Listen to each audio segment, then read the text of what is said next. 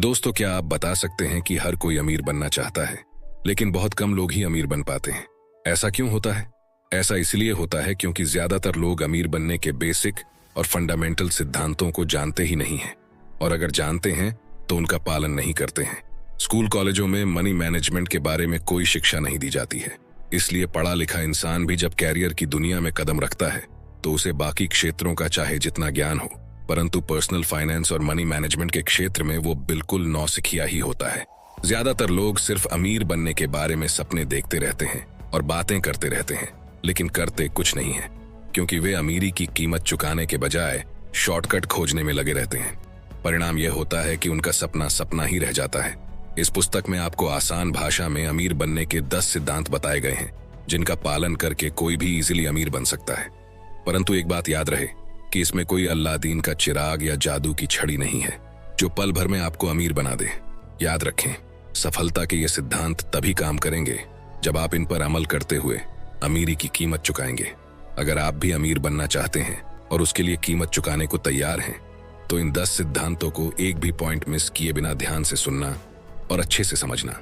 अगर आप चैनल पर नए हो तो सपने सच होते हैं। इस चैनल को सब्सक्राइब कर लेना, क्योंकि ऐसी ही वीडियो आपको मिलती रहेगी हर संडे सुबह 10 बजे। तो चलिए शुरू करते हैं। अमीर बनने का पहला सिद्धांत है बचत करें। बेंजामिन फ्रैंकलिन ने कहा था, अगर आप ये जानते हैं कि अपनी आमदनी से कम खर्च कैसे करना है तो आपके पास पारस पत्थर है। अमीर बनने का सबसे पहला कदम है बचत। बचत की योजना बनाते समय यह ध्यान रखें कि चाहे हमारी आमदनी 50,000 रुपए हो या 1,00,000 रुपए, महीने के आखिर में सब कुछ खर्च हो जाता है और हमारे पास कुछ नहीं बचता। इसलिए आमदनी होते ही सबसे पहले बचत करें, बाकी खर्च बाद में करें, वरना महीने के आखिर में आप पाएंगे कि आपके पास बचाने के लिए कुछ बचा ही नहीं है। तो आखिरकार बचत होगी कैसे? तो बचत का नियम ये है कि आप हर महीने अपनी 10% आमदनी बचाएं। अगर आपकी आमदनी 50,000 रुपए है तो 5,000 रुपए बचाए। अगर आपकी आमदनी 1,00,000 है तो 10,000 रुपए बचाए। अगर आप 10% से ज्यादा आमदनी बचा सकते हो तो वेल एंड गुड, लेकिन आपको कम से कम इतना तो बचाना ही चाहिए और हर महीने बचाना चाहिए। बचत करने की सबसे अच्छी नीति यह है कि किसी बैंक में साल भर के लिए एक सेविंग अकाउंट खुलवा लिया जाए, ताकि हर महीने नियम से बचत करने का मनोवैज्ञानिक दबाव पड़ता रहे। शुरू में आपको इस छोटी हो गई चादर में पैर पसारने में दिक्कत जरूर आएगी, लेकिन कुछ समय बाद आप इस काम के आदी हो जाएंगे।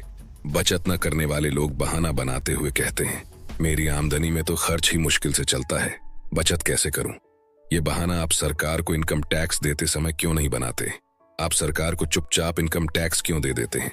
जिस तरह आप बिना चू चप्पड़ किए इनकम टैक्स दे देते हैं, उसी तरह आपको बचत भी करनी चाहिए। बचत को अपना पर्सनल इनकम टैक्स मान लें। यह मान लें कि सरकार ने इनकम टैक्स का रेट 10% और बढ़ा दिया है। सरकार की तरह ही आपको भी अपनी इनकम पर 10% पर्सनल इनकम टैक्स लगाना चाहिए। जिस तरह छोटा सा बीज धीरे धीरे पेड़ बन जाता है, उसी तरह छोटी सी रकम भी धीरे धीरे दौलत का पेड़ बन सकती है। बचाया गया पहला सिक्का ही वो बीज है जिससे दौलत का पेड़ उगेगा। जितनी जल्दी यह बीज बो दिया जाएगा, पेड़ उतनी ही जल्दी उगेगा। बहरहाल, इसके लिए आपको उस पेड़ में अपनी बचत का पानी लगातार डालना होगा। इस बात को हमेशा याद रखें कि सुनहरा भविष्य खर्च से नहीं बल्कि बचत से बनता है। अमीर बनने का दूसरा सिद्धांत, बचत को खर्च न करें। बचत करना अमीर बनने का पहला सिद्धांत है, लेकिन अमीर बनने के लिए सिर्फ बचत करने से काम नहीं चलेगा। उसके लिए आपको उसका सदुपयोग करना सीखना होगा। बचत का सदुपयोग करना इतना महत्वपूर्ण कदम है कि ज्यादातर लोगों से यहीं पर चूक हो जाती है। जो लोग बहुत कष्ट उठाकर नियमित बचत करते हैं, वे भी यहाँ पर आकर अक्सर अपना पेशेंस खो देते हैं और अपनी बचत को खर्च कर बैठते हैं। जब लोग थोड़े बहुत पैसे बचा लेते हैं तो उनके मन में आता है कि इससे कोई ऐशो आराम की चीज खरीद लें, जैसे बड़ा सा टीवी, आईफोन, डाइनिंग टेबल, ऐसी इत्यादि।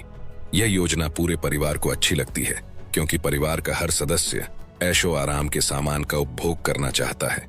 ज्यादातर लोग इसी मानसिकता के होते हैं और उनका यह सोचना रहता है कि साल भर बचत करने के लिए उन्होंने जो संयम और समय दिखाया था, उसका उन्हें इनाम मिलना चाहिए। परंतु यह बचत का सदुपयोग नहीं, उसका उपभोग यानी उसकी अकाल मृत्यु है। याद रहे, अमीर बनने के लिए सिर्फ बचत करना ही काफी नहीं होता है, उसे सुरक्षित रखना और बढ़ाना भी जरूरी है। बुद्धिमान व्यक्ति अपनी बचत का सदुपयोग यानी निवेश करते हैं, जबकि कम बुद्धिमान व्यक्ति उसका दुरुपयोग यानी खर्च करते हैं।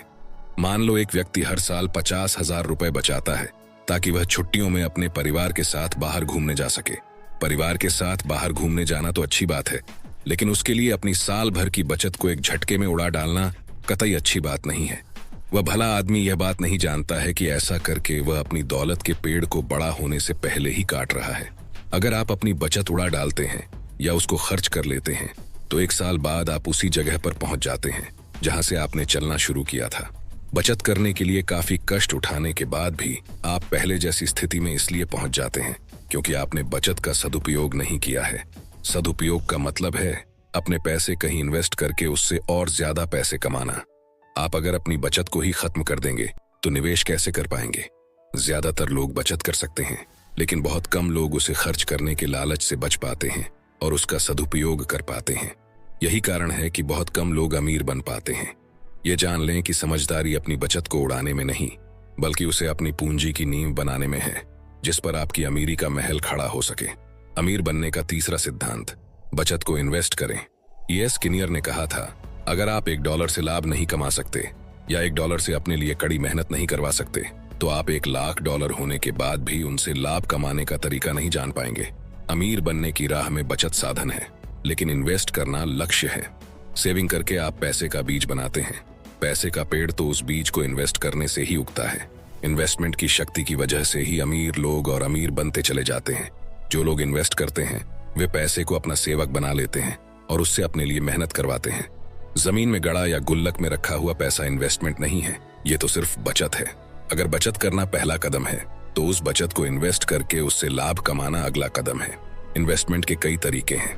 बैंक में खोला गया सेविंग अकाउंट भी इन्वेस्टमेंट है, लेकिन इन्वेस्ट करते समय इस छोटी सी बात का ध्यान रखें कि आपको अपने इन्वेस्टमेंट पर कितना इंटरेस्ट मिलेगा। इस वक्त भारत में महंगाई हर साल लगभग 8% की रेट से बढ़ रही है। अगर बैंक की ब्याज दर इससे कम है तो वहां निवेश करने में फायदा नहीं बल्कि नुकसान है, क्योंकि आपके पैसे का मूल्य बढ़ने के बजाय घट रहा है। ब्याज दर जितनी ज्यादा होगी, निवेश उतना ही लाभकारी साबित होगा। फिक्स्ड डिपॉजिट या FD में ब्याज दर ज्यादा रहती है, इसलिए बचत खाते से ज्यादा लाभकारी है। ये तो हुई बैंकों की बात। अब इन्वेस्टमेंट की उस रोमांचकारी दुनिया पर एक नजर डालें जहां थोड़ा ज्यादा जोखिम तो है, लेकिन रेट ऑफ रिटर्न भी ज्यादा है। जमीन जायदाद में इन्वेस्टमेंट काफी फायदेमंद और सुरक्षित समझा जाता है, क्योंकि ऐसा माना जाता है कि जमीन की कीमत हमेशा बढ़ती है। जमीन जायदाद में निवेश बहुत लाभकारी हो सकता है, बशर्ते आप सही जगह, सही कीमत और सही मौके पर यह काम करें। फिर आता है शेयर बाजार में इन्वेस्टमेंट। शेयर बाजार में इन्वेस्टमेंट दो तरह से किया जा सकता है। या तो आप स्वयं व्यक्तिगत निवेश कर सकते हैं या फिर म्यूचुअल फंड्स के यूनिट खरीदकर अप्रत्यक्ष निवेश कर सकते हैं। अगर आपको शेयर मार्केट के बारे में ज्यादा जानकारी नहीं है तो आप म्यूचुअल फंड से शुरुआत कर सकते हैं। अगर आप अमीर बनना चाहते हैं तो आपको शेयर मार्केट में लॉन्ग टर्म के लिए जरूर इन्वेस्ट करना चाहिए। आप चाहे जैसे निवेश करें जरूर। आपकी कोशिश ये होनी चाहिए कि आपका मूलधन सुरक्षित तरीके से ज्यादा लाभ कमाए। वैसे तो आपका ज्यादातर इन्वेस्टमेंट अमीरी की नींव बनाने के लिए होना चाहिए, लेकिन आपको health insurance and term plan में भी पर्याप्त इन्वेस्टमेंट करना चाहिए, ताकि अगर आपको कुछ हो जाए तो परिवार को आर्थिक कष्ट न झेलने पड़े। अमीर बनने के लिए अपने पैसे को इन्वेस्ट करना बहुत ही महत्वपूर्ण कदम है। ज्यादातर लोग ये नहीं समझ पाते हैं कि आमदनी से नहीं, बल्कि सेविंग्स को इन्वेस्ट करने से व्यक्ति अमीर बनता है। अमीर बनने का चौथा सिद्धांत, कंपाउंडिंग की शक्ति का लाभ उठाए।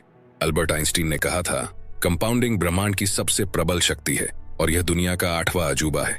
ज्यादातर लोगों ने बचपन में गणित की किताबों में चक्रवृद्धि ब्याज या कंपाउंडिंग इंटरेस्ट के बारे में पढ़ा होगा, लेकिन उसके दूरगामी महत्व या प्रबल शक्ति का अंदाजा बहुत कम लोगों को है। कंपाउंडिंग इंटरेस्ट का मतलब ये है कि आपको हर साल अपने इन्वेस्ट किए हुए मूलधन पर जितना ब्याज मिलता है, आप भविष्य में ज्यादा लाभ कमाने के लिए उसको भी इन्वेस्ट कर देते हैं। अगर आप ब्याज को खर्च कर देते हैं तो आपको कंपाउंडिंग की शक्ति का लाभ नहीं मिलेगा, लेकिन अगर आप ब्याज को भी मूलधन के साथ जोड़कर हर साल इन्वेस्ट करते रहेंगे तो आपको इतना पैसा मिलेगा कि आप सोच भी नहीं सकते। कंपाउंडिंग से पैसे का जबरदस्त नेटवर्क बन जाता है। आपका मूलधन तो पिता है जो आपके लिए पैसे कमाता है, कंपाउंडिंग उस मूलधन का बेटा है और वह भी अपने पिता की तरह आपके लिए पैसे कमाता है। कंपाउंडिंग के सिद्धांत पर चलकर आप पैसे की कई पीढ़ियां तैयार कर लेते हैं, जो सभी आपको अमीर बनाने के लिए दिन रात काम करती हैं। अमीर बनने का 5वां सिद्धांत है, एक एक रुपए का हिसाब रखें। हो सकता है आपको यह कंजूसी लगे, लेकिन अपने खर्च का हिसाब रखना कंजूसी नहीं बल्कि फाइनेंशियल प्लानिंग कहलाता है। इस बात का पूरा हिसाब रखें कि आपके पास पैसा कहां से आया और कहां गया। यही वह जादुई आदत है जिसकी बदौलत व्यापारी दौलतमंद बनते जाते हैं, जबकि आम आदमी बहुत सारा पैसा कमाने के बाद भी गरीबी के दलदल में फंसा रहता है। आम आदमी को यह पता ही नहीं होता है कि उसका पैसा आखिर चला कहां जाता है। हम अक्सर लोगों को यह कहते हुए सुनते हैं, मैं इतना कमाता हूं, लेकिन क्या पता पैसा आखिर कहां चला जाता है। ज्यादातर लोगों की स्थिति यही है, और इसका कारण यह है कि वे अपने खर्च का रिकॉर्ड नहीं रखते हैं। पैसे का हिसाब किताब रखने में मेहनत लगती है, याददाश्त पर जोर डालना पड़ता है, और कई बार तो तनाव भी होने लगता है। बहरहाल, यह न भूलें कि सफल व्यापारी अपने एक एक पैसे का हिसाब रखता है। उसके बही खाते में उसकी आमदनी और खर्च का पूरा रिकॉर्ड रहता है। अगर व्यापारी ऐसा कर सकते हैं तो हम क्यों नहीं कर सकते? आखिर हम भी तो अमीर बनना चाहते हैं। अपनी आमदनी और खर्च का रिकॉर्ड रखना पहला कदम है, उसका विश्लेषण करना अगला कदम है। जब आप अपनी आमदनी और खर्च के रिकॉर्ड को देखेंगे तो आपको उससे बहुत सी आश्चर्यजनक बातें पता चलेंगी। आपको यह पता चलेगा कि आप कितनी फिजूल खर्ची कर रहे हैं। अक्सर हम ये सोचते हैं कि 3 रुपए की सिगरेट पीने से क्या होता है, लेकिन जब हम महीने भर की सिगरेट का हिसाब रखते हैं तो हमें पता चलता है कि हमने 3 रुपए की नहीं बल्कि 510 रुपए की सिगरेट पी ली है। आमदनी और खर्च का रिकॉर्ड रखने से आपको फाइनेंशियल प्लानिंग की प्रेरणा मिलती है, क्योंकि आप हर दिन अपनी आर्थिक स्थिति पर विचार करते रहते हैं। आपको यह पता रहता है कि आपकी आमदनी और खर्च की स्थिति क्या है, आपका कैश फ्लो कितना है, आपको कितना ब्याज मिल रहा है, आप कितना ब्याज दे रहे हैं। जब आप हर दिन इन बातों के बारे में सोचेंगे तो जल्दी ही आपको समझ में आ जाएगा कि आप अपनी आर्थिक स्थिति को सुधारने के लिए कौन से कदम उठा सकते हैं। एक मोटा रजिस्टर बना लें और हर रात को उसमें दिन भर के खर्च का ब्यौरा लिखें। इसी तरह सप्ताह में किसी निश्चित दिन बैठकर अपने खर्च का विश्लेषण करें। महीने के आखिरी दिन रात को बैठकर अपना मंथली स्टेटमेंट तैयार करें। पिछले महीने कितनी आमदनी हुई, कितना खर्च हुआ, कितनी बचत हुई, कितना पैसा इन्वेस्ट किया। फिर खर्च का ब्यौरा प्रमुख वर्गों में विभाजित कर लें, जैसे बचत, निवेश, स्वास्थ्य, शिक्षा, किराना, फल, सब्जी, दूध आदि। इसके बाद अपने अगले महीने का अनुमानित बजट बनाएं। जब आप बजट बनाएंगे और उसके हिसाब से खर्च करने की कोशिश करेंगे तो आपको हर दिन चुनौती का एहसास होगा और पैसा बचाना एक ऐसा खेल बन जाएगा जिसमें आपको मजा आने लगेगा। अमीर बनने का छठा सिद्धांत, कर्ज से बचें। कर्ज शैतान का दूसरा नाम है। अमीर बनने का छठा सिद्धांत है कर्ज से बचें, क्योंकि कर्ज गरीबी की तरफ ले जाता है। अगर अमीर बनना पहाड़ की चोटी पर पहुंचने की तरह है तो कर्ज लेना खाई में गिरने की तरह है। आप ये बात कह सकते हैं कि credit card, home loan, car loan, consumer loan के बिना आज की दुनिया में गुजारा कैसे हो सकता है। इसके अलावा आसान किस्तों पर अगर कार, मकान, आईफोन, कंप्यूटर सब कुछ मिल रहा है तो फिर क्यों ना खरीदा जाए। आखिर इतनी बड़ी रकम कोई एक मुश्त कैसे जोड़ सकता है। आप चाहे जो कह लें, पुराने जमाने के लोग ज्यादा सही थे जो यह मानते थे कि कर्ज शैतान का दूसरा नाम है। सच तो यह है कि कर्ज 2 प्रकार के होते हैं, अच्छा कर्ज और बुरा कर्ज। बुरा कर्ज वह होता है जिसे आप ऐशो आराम के सामान खरीदने के लिए लेते हैं और जिससे आपको भविष्य में किसी आमदनी के होने की कोई उम्मीद नहीं होती है। जैसे कि घूमने फिरने के लिए, मनोरंजन या शान शौकत के दिखावे के लिए लिया जाने वाला कर्ज बुरा इसलिए होता है क्योंकि इससे आप अपनी भावी आमदनी को गिरवी रख देते हैं और अपनी आर्थिक कब्र खुद खोद लेते हैं। अभी खरीदो, बाद में आसान किस्तों में पैसे दो का प्रलोभन बहुत ही आकर्षक होता है, जिसके जाल में ज्यादातर लोग फंस जाते हैं। बहरहाल, ये बात हमेशा ध्यान रखें, चाहे कंपनियां या बैंक कितने भी सुनहरे वादे कर लें, कोई भी कर्ज मुफ्त में नहीं मिलता है। आपको इसकी बहुत ज्यादा कीमत चुकानी पड़ती है। ज्यादातर लोग कर्ज के जाल में इसलिए फंस जाते हैं क्योंकि उनके देखने का दायरा बहुत छोटा होता है। वे वर्तमान से ज्यादा आगे तक देख या सोच ही नहीं पाते हैं। वे ये समझ ही नहीं पाते हैं कि वे कर्ज लेकर कंपाउंडिंग इंटरेस्ट की शक्ति के शिकार हो रहे हैं। वर्तमान उपभोक्तावादी युग में अधिकांश लोग सोचते हैं, जब तक जवानी है तब तक खा पी लो और मजे कर लो, कल किसने देखा है। लेकिन कल हमेशा आता है और चूंकि उन्होंने कंपाउंडिंग इंटरेस्ट की शक्ति का दुरुपयोग किया है, इसलिए वे कर्ज के दलदल में गले तक फंस जाते हैं। वैसे आपको यह बात पता होनी चाहिए कि कर्ज हमेशा बुरा नहीं होता है। कई बार कर्ज अच्छा भी होता है। जैसे अगर आप 5% के ब्याज पर उधार लेते हैं और उस रकम से 10% कमाते हैं तो यह अच्छा कर्ज है। इसका एक काल्पनिक उदाहरण देखें। एक व्यक्ति 5 लाख रुपए का लोन लेकर मकान बनाता है और उसमें 3 किराएदार रख लेता है जो हर महीने 2-2 हजार रुपए मकान किराया देते हैं। इसका मतलब है कि वह व्यक्ति 5 लाख रुपए के लोन पर बैंक को 8% ब्याज दर से 40,000 रुपए ब्याज दे रहा है, जबकि उसे हर साल 72,000 रुपए की आमदनी हो रही है। इस तरह का कर्ज अच्छा कर्ज कहलाता है। अगर आप अमीर बनना चाहते हैं तो आपको बुरा कर्ज लेने से बचना चाहिए। यह तर्क न दें कि दूसरे लोग तो शान से कर्ज ले रहे हैं, तो फिर आप क्यों न लें। अगर दूसरे लोग कुएं में कूद रहे हैं तो यह जरूरी तो नहीं है कि आप भी उसमें बिना सोचे समझे कूद पड़े। अमीर बनने का 7वां सिद्धांत, आमदनी बढ़ाने के तरीके खोजें। मजे की बात यह है कि लोग अमीर तो बनना चाहते हैं, लेकिन वे अपनी आमदनी बढ़ाने के तरीकों की खोज ही नहीं करते हैं। हम चाहे जहां भी हो, जो भी करते हो, हम सभी के सामने ऐसे बहुत से मौके होते हैं जिनके द्वारा हम अपनी आमदनी बढ़ा सकते हैं। जैसे हाउसवाइफ महिलाएं ट्यूशन कर सकती हैं, या ब्यूटी पार्लर खोल सकती हैं, या कोई अन्य लाभकारी काम कर सकती हैं।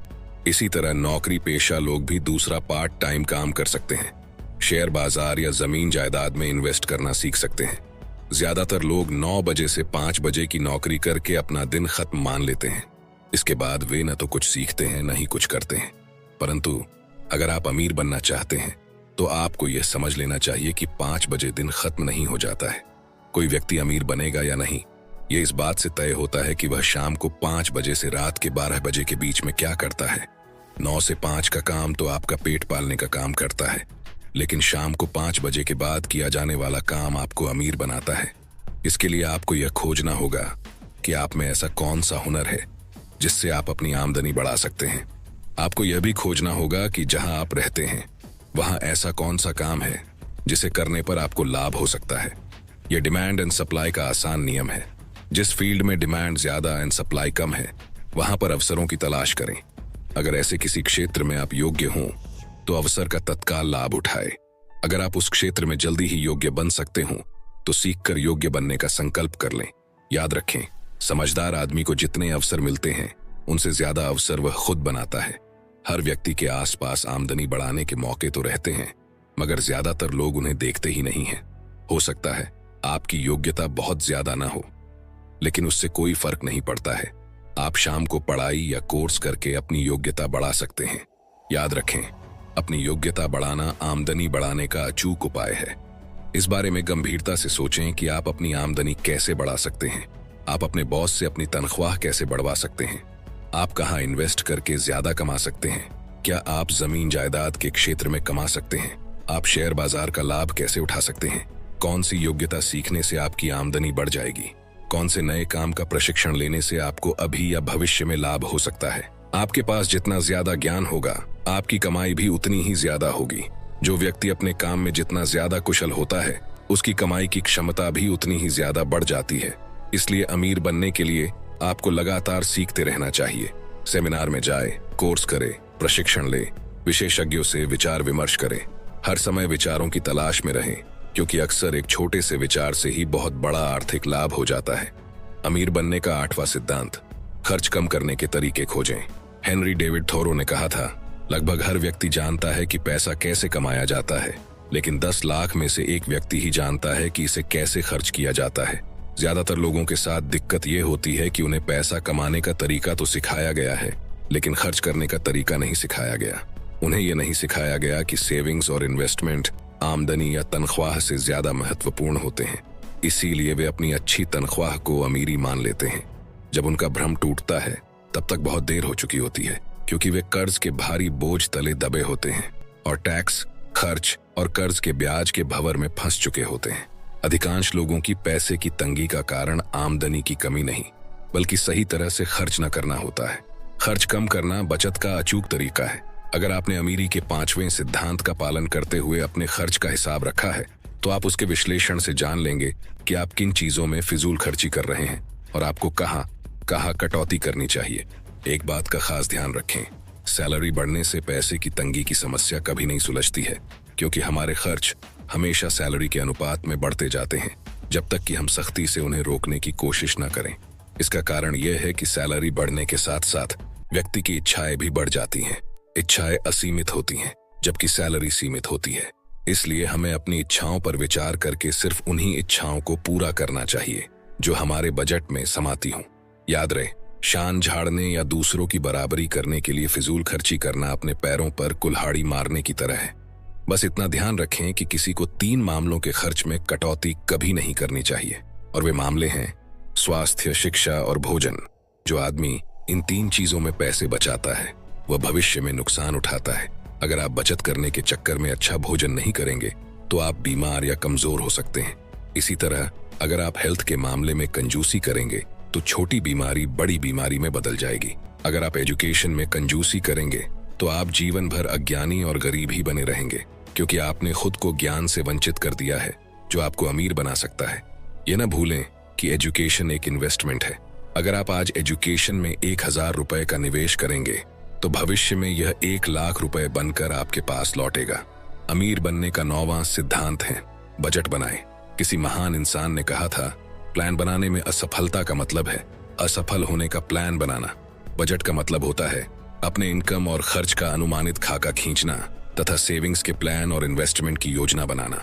बहुत से लोग बजट बनाने को बड़ा ही मुश्किल और उलझन भरा काम मानते हैं, इसलिए वे इससे कतराते हैं। बहरहाल, अगर बजट न हो तो बचत और निवेश की संभावना संदिग्ध हो जाती है।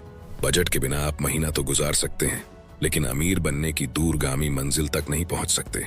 बहुत से लोग मानते हैं कि अगर वे बजट बनाएंगे तो उन्हें अनावश्यक मानसिक तनाव होगा और वे बजट के गुलाम यानी मशीन बनकर रह जाएंगे। बहरहाल, बजट बनाना बहुत ही लाभकारी है। यकीन न हो तो 1 साल तक हर महीने का बजट बनाकर देख लें। बजट कितना महत्वपूर्ण होता है यह इसी बात से पता चलता है कि सरकार हर साल बजट बनाती है, यानी यह तय करती है कि उस साल इसका इनकम कितना होगा और कहां से होगा। इसी तरह बजट में सरकार यह भी तय करती है कि यह कितना खर्च करेगी और किस सेक्टर में करेगी। सरकारी बजट में इनकम और खर्च बराबर होते हैं। यह अलग बात है कि सरकार का वास्तविक खर्च हर साल अनुमानित खर्च से ज्यादा हो जाता है। यही दिक्कत लोगों के बजट में भी आती है। उनका वास्तविक खर्च भी अनुमानित खर्च से ज्यादा हो जाता है। लेकिन इस बात से न घबराएं। धीरे धीरे आप बजट के भीतर रहते हुए समझदारी से खर्च करना सीख लेंगे। हर समझदार व्यक्ति को 31 मार्च को अपना वार्षिक बजट बनाना चाहिए। यही नहीं, हर महीने की आखिरी तारीख को अगले महीने का बजट भी बनाया जाना चाहिए। बजट में यह स्पष्ट लिखा होना चाहिए कि आपको इस महीने कितनी आमदनी होगी और आप कितना खर्च किस काम में करेंगे। जैसे अगर आपकी आमदनी 50,000 रुपए है तो आपका खर्च का बजट भी 50,000 रुपए ही होना चाहिए, जिसमें आपकी 5,000 रुपए की बचत सबसे ऊपर आनी चाहिए। अमीर बनने का 10वां सिद्धांत, दूर के लक्ष्य बनाएं। मतलब अगले 10 से 20 साल के लिए लक्ष्य बनाएं। नॉर्मन विंसेंट पील ने कहा था, कोई भी कहीं नहीं पहुंच सकता जब तक कि वो यह न जानता हो कि वो कहां पहुंचना चाहता है और क्या बनना या करना चाहता है। अपने इनकम और सेविंग्स को पिछले साल की तुलना में 10 से 20% बढ़ाने का लक्ष्य बनाएं, क्योंकि महंगाई 5 से 10% की स्पीड से बढ़ रही है। इसका मतलब ये है कि अगर आपने पिछले साल हर महीने 1,000 रुपए बचाए हैं तो इस साल आप 1,100 या 1,200 रुपए प्रति माह की बचत करें। दूरगामी लक्ष्य बनाते समय रिटायरमेंट की तैयारी करने के बारे में भी सोचें। ज्यादातर लोग सोचते हैं कि वे रिटायरमेंट तक 40 लाख रुपए या 50 लाख रुपए इकट्ठे कर लेंगे, यानी वे जमा पूंजी के बारे में सोचते हैं। यह रिटायरमेंट की सही तैयारी नहीं है। सोचने का ज्यादा समझदारी भरा तरीका यह है कि वे जमा पूंजी के बजाय उस समय होने वाली हर महीने की आमदनी के बारे में सोचें। उन्हें यह अनुमान लगाना चाहिए कि उस समय उन्हें घर खर्च चलाने के लिए कितनी मासिक आमदनी की जरूरत होगी। यह अनुमान लगाते समय महंगाई और वृद्धावस्था की स्वास्थ्य संबंधी समस्याओं को भी ध्यान में रखा जाना चाहिए। रिटायरमेंट के बारे में आपको खुद से यह पूछना चाहिए, क्या मैंने इतना इन्वेस्टमेंट कर लिया है कि मुझे घर बैठे बिना कुछ किए इतनी आमदनी होती रहे कि मेरा मूलधन भी सुरक्षित रहे और मुझे लाभ भी होता रहे। इसका एक उदाहरण देखें। मान लें आप यह सोचते हैं कि रिटायरमेंट के बाद आपका घर खर्च 20,000 रुपए महीने यानी 2,40,000 रुपए साल होगा। अब अगर हम अनुमानित ब्याज दर 8% मान लें तो इतना ब्याज पाने के लिए आपको 30 लाख रुपए की जरूरत होगी। ये आंकड़ा बहुत बड़ा दिखता है, लेकिन इसे आसानी से पूरा करने के दूसरे तरीके भी हैं। आप किसी प्रतिष्ठित बीमा कंपनी का कोई बढ़िया पेंशन प्लान भी ले सकते हैं, जिससे आपको रिटायरमेंट के बाद पर्याप्त मासिक आमदनी होती रहे। आप म्यूचुअल फंड्स या किसी फंडामेंटली स्ट्रांग कंपनी के शेयर्स भी लंबे समय के लिए खरीद कर रख सकते हैं। दूरगामी लक्ष्य बनाने वाला अमीरी के मामले में ही नहीं बल्कि हर क्षेत्र में हमेशा फायदे में रहता है, क्योंकि वह आगे आने वाली समस्याओं या संभावनाओं को दूसरों से पहले देख लेता है और उनका लाभ उठा लेता है। तो दोस्तों, ये थे वो अमीर बनने के 10 सिद्धांत, जिन पर अमल करके आप आसानी से अमीर बन सकते हैं और अपनी मनचाही चीजें पा सकते हैं। मनी मैनेजमेंट के ऊपर लिखी गई और भी बुक्स की समरीज देखने के लिए आप हमारी प्लेलिस्ट मनी मेकिंग बुक्स को चेक कर सकते हैं, जिसकी लिंक आपको नीचे डिस्क्रिप्शन में और एंड स्क्रीन पर मिल जाएगी। दोस्तों, मुझे उम्मीद है ये वीडियो आपको पसंद आया होगा। आपको ये वीडियो कैसा लगा कमेंट सेक्शन में जरूर बताना। अगर आपको इस वीडियो से कुछ वैल्यू मिली हो तो इसे लाइक कर देना, और चैनल पर नए हो तो सपने सच होते हैं इस चैनल को सब्सक्राइब जरूर कर लेना, क्योंकि ऐसे ही बुक समरीज आपको मिलती रहेगी हर संडे सुबह 10 बजे। वीडियो को शेयर करना ना भूले, और अंत में सिर्फ एक बात, चाहे कुछ भी करे लेकिन अपना सपना ना छोड़े, क्योंकि सपने के बिना जीवन जिया नहीं जाता, सिर्फ काटा जाता है। तो सपने देखते रहिए दोस्तों, क्योंकि सपने सच होते हैं।